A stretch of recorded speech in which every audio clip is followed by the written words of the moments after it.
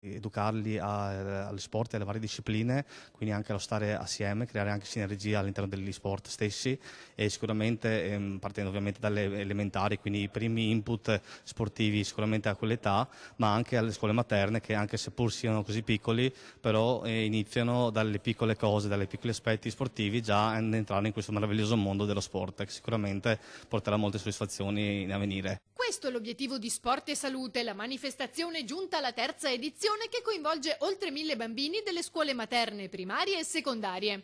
È una manifestazione che coinvolge un sacco di bambini delle nostre scuole che così vengono avvicinati agli sport, ai vari sport.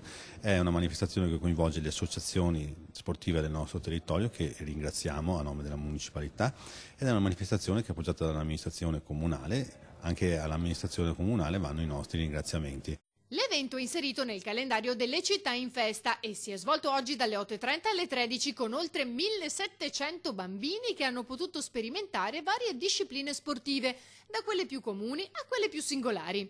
La seconda giornata invece si svolge sabato pomeriggio dalle 15 alle 18 ed è aperta a tutti. Prevede esibizioni, tornei, saggi delle varie associazioni, prove gratuite di pratica sportiva, oltre che per i più piccini laboratori di aquiloni, colori e animazione.